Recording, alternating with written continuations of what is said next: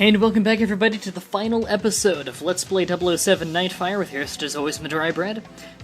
Remember that today's the last day for the voting, so go into the description if you want to see the link to the poll in which you can vote on what game I'll Let's Play next.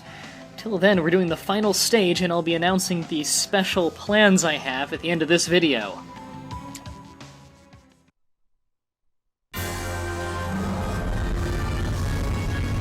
I'm still patched into Drake's comm system. I've intercepted enough radio chatter to learn that Drake's combat troops have overtaken the defense platform. Some of the original crew might still be alive, but I can't confirm that. I can tell you that Drake's deployed a laser defense net, which draws power from the platform's core. Rather enjoyed your company, James. Do be careful. Call out. Okay, this stage is actually pretty hard, so I'll try and keep on top of explaining exactly what to do. Errand, Mr. Bond. I've just locked the launch sequence. Nothing can stop Operation Nightfire, not even my own death. That's a theory I mean to test. You've already failed miserably.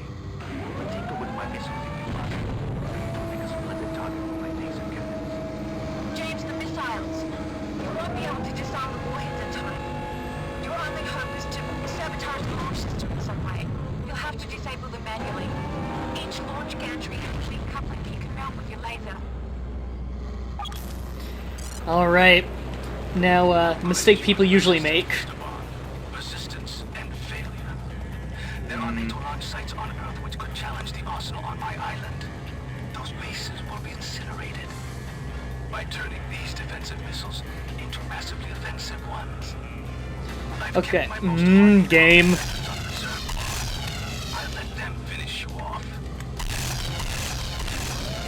First mistake people often make. They think the highest priority thing is taking out the missiles. The missiles have a lot of time on them. The highest priority is actually taking out those guys whenever they come out. Also, the giant laser, not really any good way of dodging it. Either then constantly move and try and not stay over top of this whole platform as much as possible. No. You can't let these guys gang up on you, because they become very overwhelming very fast.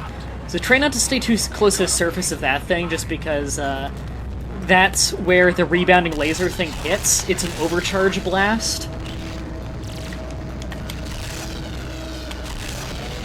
And these guys die in 2 hits or 1 headshot.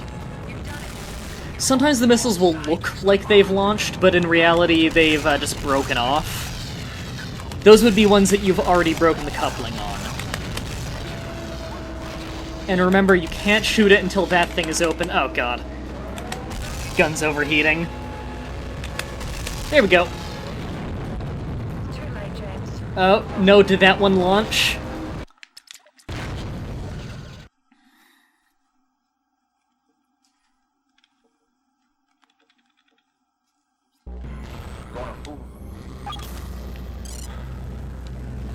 Okay, do your talking. Persistence, Mr. Bond. Persistence and failure.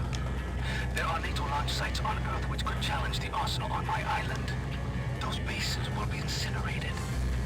By turning these defensive missiles into massively offensive ones. I've kept my most hardened combat veterans on reserve, Bond. I let them finish you off. And as soon as this guy's dead, first missile starts launching. Okay, first mistake people often make is their priorities. You would think... You would think that the highest priority would always be the missiles, when in reality you actually have a decent amount of time to destroy the missile couplings. The biggest priority is actually killing the guys, because if they gang up, you're doomed. Also, the giant laser he's firing will rebound overcharges back at the station, and the area of effect will hurt you. There's no real way to dodge it, so my best tip is just stay away from the surface of the platform as much as you can. And remember, you can't shoot this thing until it's open. Be very careful about overheating your gun, too. You really don't want to overheat your gun when you need to destroy a missile quickly, because it's your only weapon.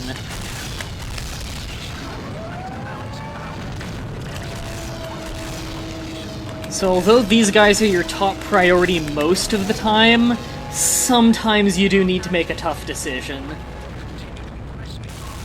Which one's open first? I think this one's opening first.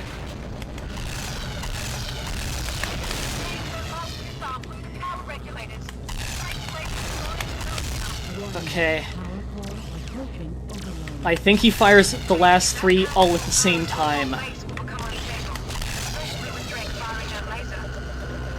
And A repositions yourself so your viewpoint is straight again, by the way.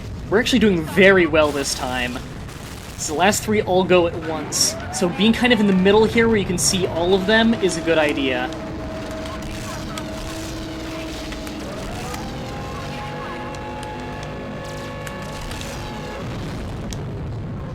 We have time to get the last guy.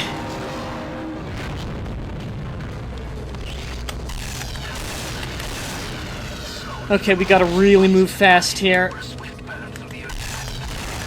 At this last part, you can't afford to defend yourself at all. There's no time. So if there's still enemies, just focus on the couplings. Okay, we've destroyed all of them. So we want to have overcharge ready, because Drake's gonna come out, he'll fire a lot of missiles and kill you fast. 1 overcharge is enough to kill him. And so, aim well. And it's not easy.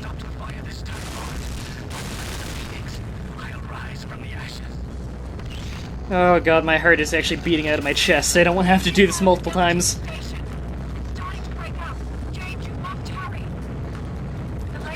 Come on. Okay, here he comes. Where is he? There he is. Come on. Fuck.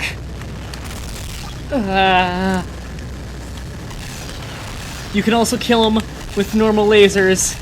Takes a few shots though. Did I get him? I think I got him. Oh.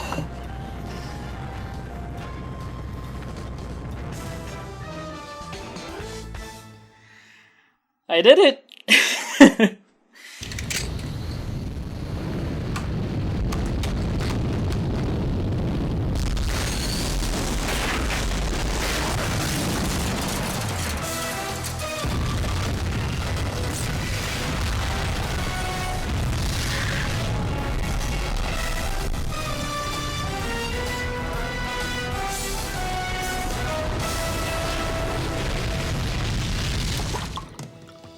Shaken, not stirred. Or is it stirred, not shaken? Definitely stirred. Astronomers from around the globe are reporting unexpected meteor showers. Well done, 007. Then I'm sure the world won't mind my taking a few days off. We'll let the autopilot be our designated driver.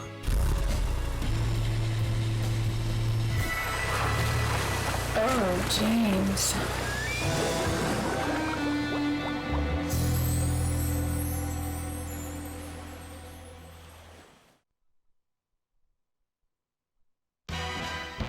Silver medal? Not bad. Again, I think I did bronze in training. In practice, rather. And I actually beat the target time by a little bit. What did we get? I actually don't know what you unlock for this. Strike. Not entirely sure what I just unlocked. Oh, I forgot about this. What a weird thing to have at the end of the game. Working for over 20 months, the team at EA Games developed James Bond 007 Nightfire. 3 core international teams in the United States, England and Canada, programmers, writers, artists, designers and animators, collaborated to create an unparalleled James Bond experience. Adding to the fantasy, Agent 007 looks and feels just like the film star himself, Pierce Brosnan. Thanks in part to a laser scanning process that captured the features of his face, using over 250,000 data points, Brosnan's persona as 007 brings the Bond film star into the hands of game players. When you see Pierce Brosnan in the game, you see Pierce Brosnan. He's the epitome of James Bond, debonair, suave, charismatic. Came out great. And I think he brings a certain authenticity and personality to the character just like he does in the film. So when you see him wink or raise his eyebrow, you're definitely seeing the real McCoy. Fast cars are another part of the James Bond equation. The Aston Martin V12 Vanquish. The Vanquish, also featured in this year's Bond film Die Another Day, sports a 6-litre V12 engine with a Formula One style transmission. It can go from 0 to 60 in under 5 seconds and reach speeds in excess of 190 miles per hour. To bring this I don't amazing know vehicle cars. into the game, the design team at EA worked with Aston Martin to capture all of the exact specs and performance attributes of the car, then created a 3D mesh in the digital realm. From fast cars to beautiful women and exotic locations, James Bond 007 Nightfire is packed with all the elements that make it classic James Bond, allowing the player to live out the fantasy of the world's best secret agent. I'll be honest, I forgot this thing was so long. What a weird thing to put at the end of the game. Hey, credits! That's kind of what I was hoping for, was, credits. Alright, so, my big news. I think I already mentioned before that this playlist will continue on as I will be streaming very soon. I'm gonna be streaming a bunch of the multiplayer of this game, so you guys get to see what that's like, because the multiplayer in this game is very, very fun.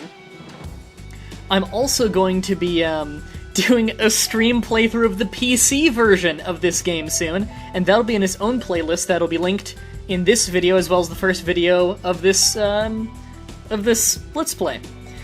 The PC version, if you've never played it by the way, is actually terrible, weirdly enough. It's not like the other console versions where it's the same game on different consoles.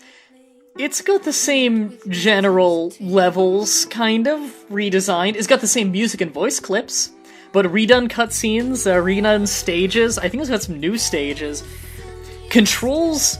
Actually, well, it controls terribly, but the aiming is really snappy and nice because mouse controls for FPS is way better than controller controls. But either in that, the key mappings are really bad, and in fact, Alt-Fire and Fine Aim Zoom are keyed to the same button. And I don't mean like this is something you can redefine and change. I mean, they're the same button in the key bindings. It is one unified selection. No matter what you set it to, Fine Aim and Alt-Fire are always the same button. It's terrible. But I'm gonna be streaming an entire playthrough of the campaign of that. Blind, probably, because I've only played like a few stages of it, and I already know it's a comedy goldmine. So I'll be doing that. So I hope to see you guys watch that. Final thoughts on this game. Well, I've owned this game basically since it came out. And I can tell you, it's one of those games I always go back to. This game, as much as I will complain a bit about, only 5 on-foot stages, not counting the space one. Well, there are 6, but 2 of them are the same map. Like, I would like to see more on-foot stages, especially because the rail shooters were kind of lame.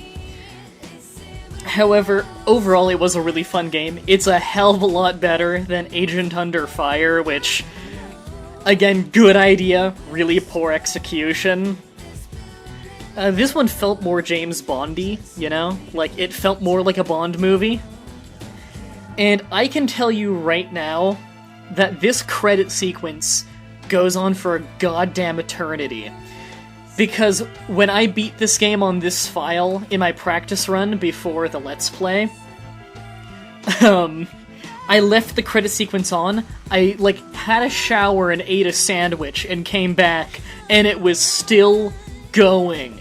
And you can't skip the credit sequence the first time through. In fact, can I skip it now? Nope, you can never skip the credit sequence. You can make clicking noises, though, with the B button. So, I think, so that this episode doesn't go on forever, a better idea is that in the description, I'll try and find a scan of the manual, so it just lists all the credits, so it's faster if you want to find a name, and it doesn't waste time in the video. So, thank you all for watching, I hope you guys enjoyed, I hope to see you on the next stuff, and until next time, have a nice day.